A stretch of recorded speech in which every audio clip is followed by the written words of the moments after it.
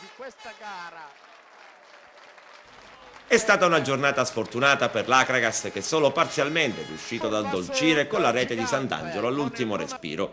Non avevano immaginato una domenica povera di soddisfazioni i tifosi biancoazzurri, con in testa il sindaco Marco Zambuto, che ieri in oltre 2000 hanno affollato il vecchio Esteneto.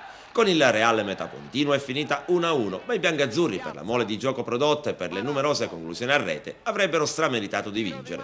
Purtroppo il calcio non è mai stata una scienza esatta, pertanto seppur a malincuore, i biancazzurri si tengono stretto il pareggio, con la consapevolezza che tra 2 giorni a Policoro, nel match di ritorno, c'è la possibilità di centrare la finale playoff e sperare ancora nel salto in quarta serie. Il Reale Metapontino onestamente è sembrata una squadra molto modesta, anche se ha un sistema difensivo interessante e un portiere di categoria superiore. Grazie al guardiapali Marino non è finita in goleada, e questo quello che l'Acragas meritava, almeno 5 gli interventi del portiere lucano, che ha soffocato l'urlo in gola degli spettatori. Ma ieri la porta lucana sembrava proprio stregata. Sin da subito l'Acragas ha fatto capire ai lucani che il pomeriggio sarebbe stato difficile e molto sofferto. Marasco, che dimostra di essere attaccante di categoria superiore, va vicino al gol quasi subito, poi viene fermato in fuorigioco inesistente quando si trova a tu per tu con il guardiapali ospite. Dopo la mezz'ora la doccia fredda. Russo, palla al piede, va ad impostare al limite della propria area di rigore, ma in maniera sciagurata, anche perché nessuno degli avversari lo pressava, appoggia all'indietro al portiere. Anziché Rasotera però fa il pallonetto, e per il povero Infantino, che era nei pressi del dischetto del rigore, non c'è stato nulla da fare. L'Acragas però reagisce prontamente e prima della fine del primo tempo Biondo ha 3 palle gol che sciupa in malo modo. Nella ripresa l'Acragas è ancora più cattiva e continua ad impegnare la retroguardia ospite più volte. Ospiti che, a dire il vero, rinunciano anche al contropiede. Al 75esimo l'arbitro accorda ai biancazzurri un calcio di rigore e Russo completa la sua bruttissima giornata mandando la sfera sul palo.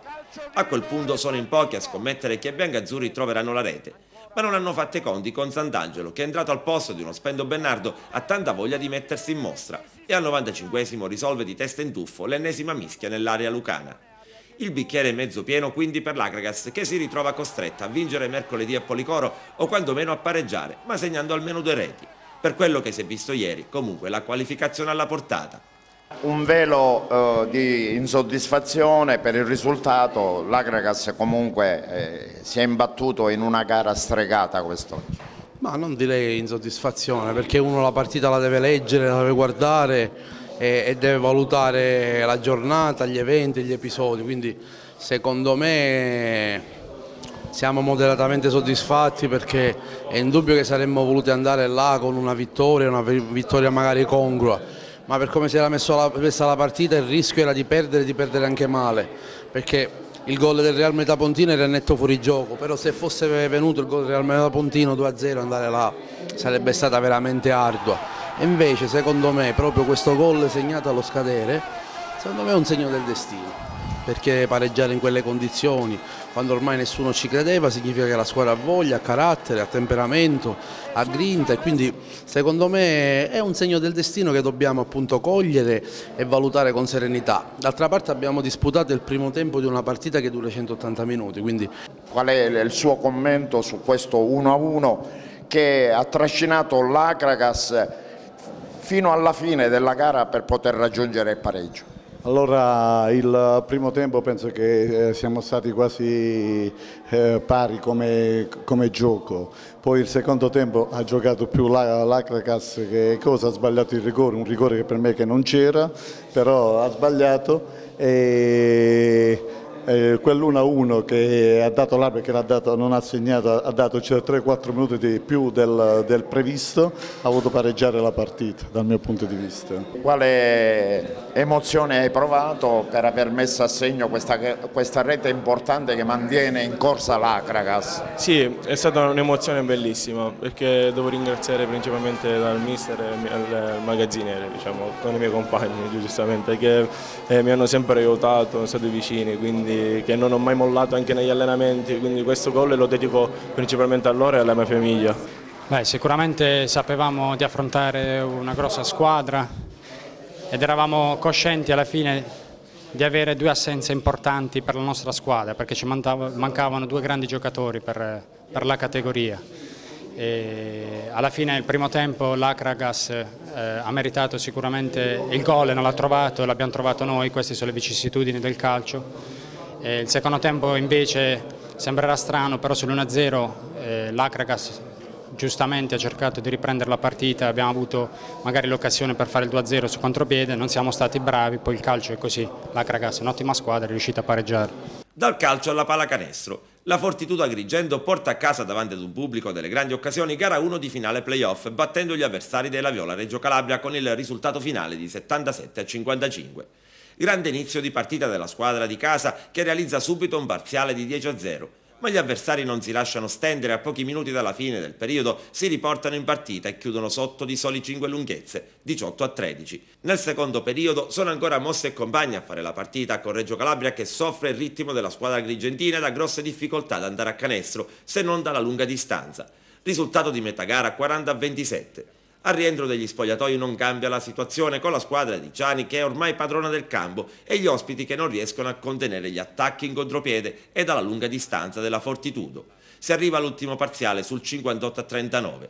Nell'ultimo periodo Reggio Calabria prova a riportarsi in partita tirando molto dalla lunga distanza ma senza risultati. Infatti la squadra agrigentina gestisce bene il vantaggio e si aggiudica senza troppi affanni una partita controllata dal primo all'ultimo minuto di gioco. Adesso giovedì 7 a Reggio Calabria c'è la possibilità per i biancazzurri di brindare subito alla promozione in dilettanti. Altrimenti occorrerà la gara di Bella domenica 10 giugno, ma a Porto Empedocle. Peppe, grande partita. Abbiamo fatto una grande prestazione, eravamo concentratissimi, almeno la prima l'abbiamo conquistata, adesso dobbiamo conquistare l'altra e cerchiamo di raggiungere l'obiettivo. Andiamo! Bellissima. Voglio dire solo una cosa, sono contento ma non del tutto, manca una ancora. Giovedì a Reggio Calabria. Appunto, manca giovedì, quindi la serie ancora è aperta, la vogliamo chiudere il prima possibile. Il pubblico. Fantastico, oggi finalmente siamo arrivati a fare quello che sognavamo all'inizio dell'anno, riempire questo palazzetto che è molto grande, non era facile, ma ce l'abbiamo fatta, siamo felici anche per la gente. Tuo fratello ti ha salutato? Certo, come no. Innanzitutto siamo fratelli, questo è un gioco e finisce lì. Presidente Toto Moncada, sorridente, pubblico delle grandi occasioni, gara 1 importante da vincere ma è stata vinta alla grande. No, è stata... hanno messo il massimo i ragazzi, sono contento. Speriamo giovedì di chiuderla, se non la cogliamo giovedì la chiuderemo qui in casa, ne sono più che convinto, per cui sarebbe, voglio dire, bello chiuderlo davanti a tutto questo pubblico, ma è meglio chiuderla prima. Certo che abbiamo avuto un atteggiamento importante, abbiamo piegato la partita subito, ogni loro tentativo di rientrare è stato onestamente respinto, direi con grande lucidità, abbiamo giocato con l'intensità fisica dei playoff, soprattutto per quello che riguarda l'aspetto difensivo, un'altra partita a 56 punti, quindi direi oggi siamo contenti, abbiamo onorato la finale con una delle nostre migliori prestazioni. Siamo contenti ma siamo anche consapevoli che, fra virgolette, il bello deve ancora venire perché c'è da vincere la seconda partita e là andremo in un inferno, ovviamente intendo in termini sportivi e corretti, ma andremo in un inferno, in una bolgia di tifo e dovremo avere la stessa capacità e la stessa lucidità di oggi.